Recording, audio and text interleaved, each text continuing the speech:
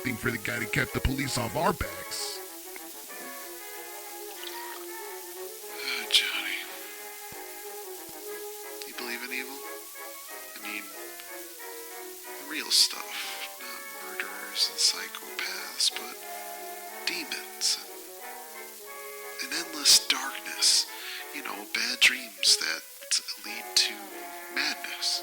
I'll believe anything if I had enough to drink. No, I'm being serious. I mean, do you believe in hell? Well, I believe that bad things happen to good people. I believe in corruption and how the supposed good guys are worse crooks than the supposed bad guys. If it wasn't for your protection, I would probably be dead or in jail because I offer a service to those of us who need to unwind after a stressful day. But demons? Hell?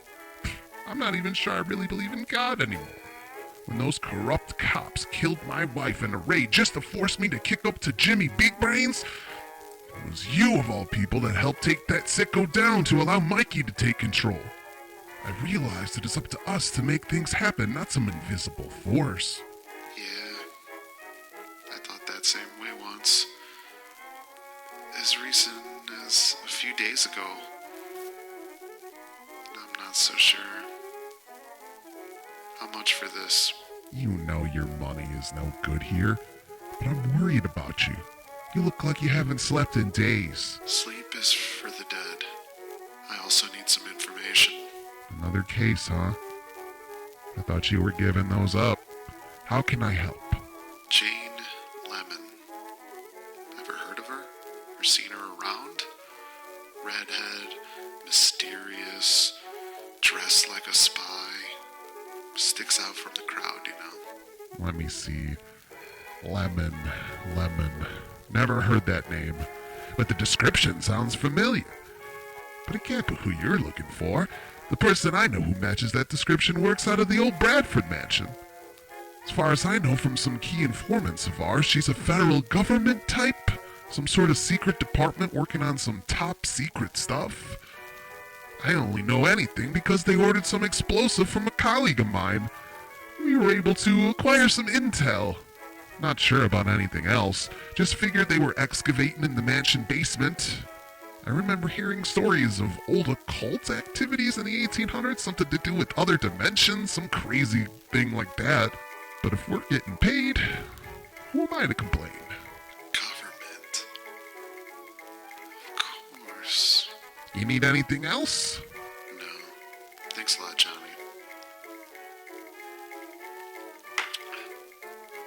Let me leave through the secret exit tonight. I want to make sure I'm not being followed. Of course. And Darryl, get some sleep. Even the living needs a snooze every once in a while.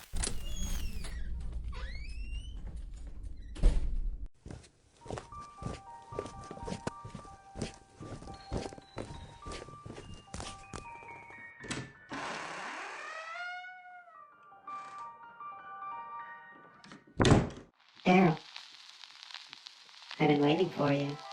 Jane, how did you find me? You should be careful. If I can, then anyone can. Enough of the secrets, Jane. Who are you? Really? Just someone who needs help. Did you get the book? No. I made it into the library, but something happened. I had to leave in a hurry. Did you see something? Jane, I was told you work for the federal government. Out of the old Bradford mansion. You shouldn't lie to me anymore. I don't know what you're talking about. Please just tell me what you saw. It was like a dream. Darkness. Strange voices. The feeling that something was trying to steal my soul. Clearly my lack of sleep getting to me. I was afraid of this. The shadows might be onto us. We need to be careful. Enough about these shadows. Just tell me who you are. Darryl, you need to trust me. Franklin was doing work on other dimensions, gateways to worlds beyond our understanding. That book could have given us insights into his work, but now I'm not sure what we can do if the book is guarded. If what you tell me is true, which I don't believe, then I might have someone who could help us. But you need to know that if I find out you are behind this, if you're drugging me or... I just want to find my friend, and I want us to be safe. I do not know about this mansion, but if it means we can build trust together, let's investigate it. Fall right into a trap? Do you think I was born yesterday? How about you go to the mansion to investigate, and I'll meet you there on my terms, and without you knowing when. Where are you going? To talk to a friend. Like I said, I might know someone that can help us.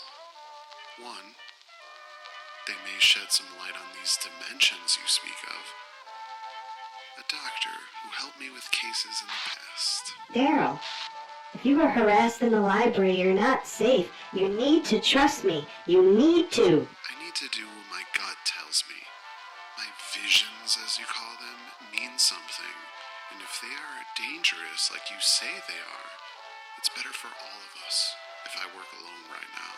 Just be careful. Tell me the truth. You have nothing to worry about. See you soon. I hope so, Darryl. Those Tons of Besus doesn't just let go.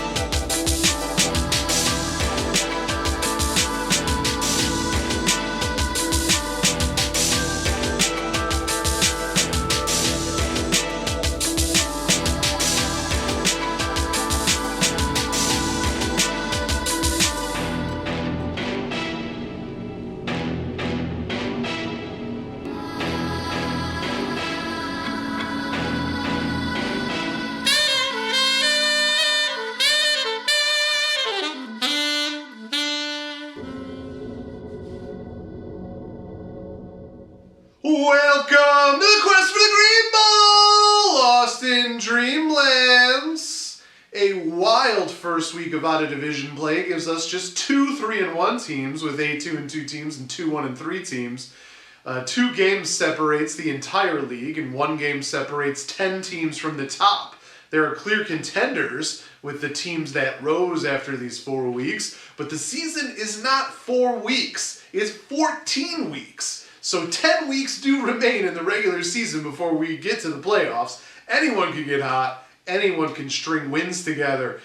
And this is when everything gets a little bit more chaotic. We got bye weeks, injuries are always going to happen. Guys are going to return from IR from previous injuries. All of this is expected randomly throughout in all of these weeks. And at this point, everyone is tied record-wise in the Asia-Pacific void, meaning that division's wide open. There's a 3-way tie record-wise in the European void, so that one's clearly wide open. And there's a 2-way tie record-wise in the American void. So we got some crazy races heating up already after just 4 weeks. And one of the big reasons for this situation was the result in our last as the Clash at Demonhead traveled to take on the Overcomers in Toronto 22-35.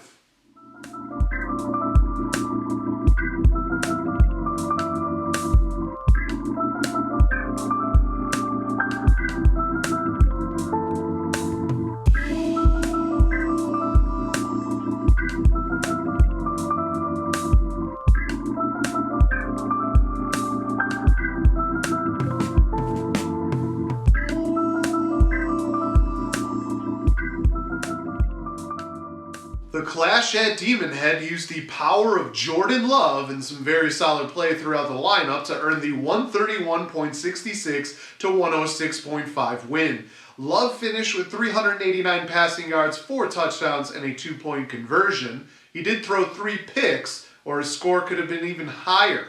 Brian Robinson added 113 yards and a touchdown in another solid game, and Jonathan Taylor picked up 108 yards and a score, though he did get injured, so we'll see where that goes. Jamison Williams caught a pass and finished off a 70-yard touchdown reception for an exclamation point on Monday night. It also doesn't hurt to have your defense and kicker combine for 23 points. The Overcomers didn't have a bad game really, because Derrick Henry was an absolute maniac, finishing with 199 rushing yards, 10 receiving yards, and 2 touchdowns. Now, he could have had another touchdown and a 5-point bonus for 200 yards, but a fumble to a teammate in the end zone kept him at 33.9 points. Aaron Jones had 139 yards, and C.J. Stroud threw for 2 touchdowns as some other high points for the Overcomers. The Clash at Demonhead had the clear advantage with the players to watch. Jaden Reed finished with 141 yards and a touchdown, proving that Reed might be a must-start moving forward. Juwan Jennings had an okay day for the Overcomers, but not as good as Reed, finishing with 88 yards. The Clash at Demonhead moves to 2-2 overall and takes over first place in the European Void by points tiebreaker.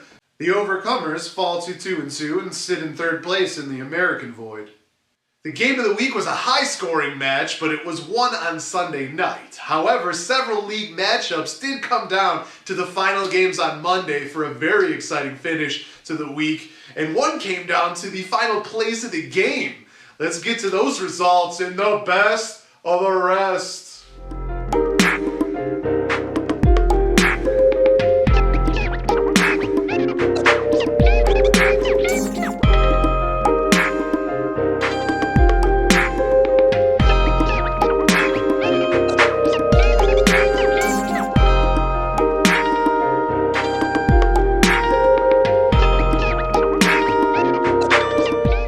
Jordan is finally bringing home the ruler of knowledge, traveling to Moscow 24-35 and defeating rival the Elite Mother Tuckers 99.28 to 73.54.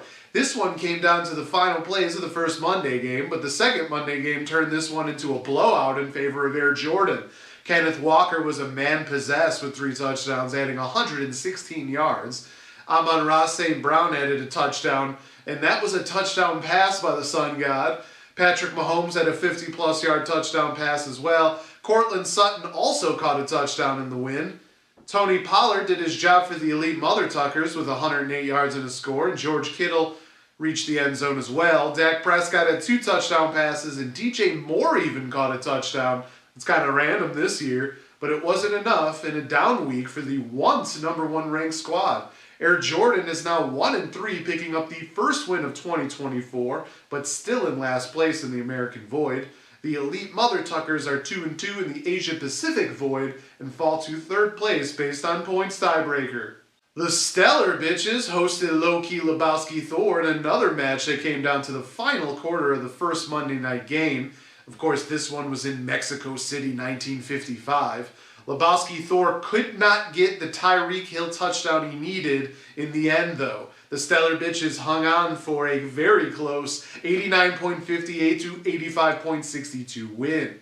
The 49ers defense came to play for the Bitches with 12 points allowed, 6 sacks, an interception, 2 fumble recoveries, and a touchdown. Joe Burrow also threw for 2 scores, including a 50-plus yard TD. Evan McPherson added 13 points from the kicker position. Lebowski Thor had 2 touchdowns by Jalen Hurts, 119 yards and a touchdown by Elvin Kamara, and touchdowns by Pat Freiermuth and Marvin Harrison Jr., but none of that was enough. The Stellar Bitches are one of 2 3-1 teams. Lebowski Thor falls to 1-3 and is in last place by a game in the European Void. Defending champion Green Acres picked up a huge road win against Minerva's Minions, 99.9 to 80.44. Andy Dalton had 2 touchdown passes, with one of them going to Deontay Johnson, and Nico Collins had a monster game with 151 yards and a touchdown. Jordan Addison also beasted with 79 yards and 2 scores. The Minions were led by kicker Youngwei Koo, who had two 50-plus yard field goals to end up with 20 points. Scary Terry McLaurin and Stephon Diggs added touchdowns, but an injury to quarterback Anthony Richardson hurt any chance at a comeback, as did the continued struggles of Mr. Moneybags Brandon Ayuk. Green Acres is now 2-2, but is in last place in the Asia Pacific Void due to points tiebreaker. Minerva's Minions are 2-2 and are in third place in the European Void by points tiebreaker. In another match with an exciting finish, Risky Business traveled to take on More Than Conquerors and survived a Monday night comeback attempt, 105.8 to 104.38. DK Metcalf had multiple chances to get a touchdown late on Monday night, but he just couldn't get the big catch. Instead, Sam Darnold did enough to help Risky Business the day before, collecting 275 passing yards and 3 touchdowns. Kyron Williams added 104 yards and a score, and Mike Evans and Justin Jefferson each had touchdowns, finishing with 94 and 85 yards respectively. The Cleveland Browns defense also had a touchdown, being one of the big differences to beat More Than Conquerors, who drafted the Browns defense in the 7th round before dropping them. More Than Conquerors had a big game by Jordan Mason with 160 yards and a touchdown, and Metcalf did end up with 104 yards. CeeDee Lamb had 106 yards and a score, and David Montgomery collected 80 yards and a touchdown. Risky Business is 2-2 and is in second place in the Asia Pacific Void by points tiebreaker. More Than Conquerors falls to 2-2 and is in second place in the European Void by points tiebreaker. Finally, in a battle of one-loss teams, it was the visiting Remember the Titans easily getting a 102.18 to 60.2 win over Pounders. Justin Fields was a big reason why, as he had 312 passing yards, 55 rushing yards, and 3 total touchdowns. Jamar Chase added a 50-plus yard touchdown reception, and Zach Moss had 78 yards and a score. Jamar Gibbs had 78 yards and 2 touchdowns on Monday night. Malik Neighbors also had 111 yards to add to Remember the Titans totals. That was on Thursday, but Remember the Titans did lose Rashee Rice to what could be a season-ending injury. That hasn't been determined yet, but everybody thinks it might be. Pounders chose the wrong quarterback, but James Conner did finish with 113 yards and a touchdown. To be honest, it was a forgettable week for Pounders. However, as crazy as it sounds, Pounders falls to 2-2, but is actually now in first place in the Asia Pacific Void by points tiebreaker, though his points lead certainly took a big hit. Remember the Titans is 3-1. It looks like we have a clear number 1 ranked team here as Remember the Titans wins and has enough depth to handle the Rice injury. I definitely expect the computers, we'll see it in a second, but I expect the computers to have him number 1. But the rest of the rankings get a shakeup with 8 2-2 teams and most 2-1 teams falling in week 4. It was certainly a fun, exciting week for several, but it was also a dud for others. Will the storyline switch again, as it's been going up and down for all of us so far, except maybe for Remember the Titans? We'll look ahead to week 5 in the next episode to see where we're going. That's the show! Before you go, check out the updated power rankings. Remember the Titans is going like this. Until next time, salut.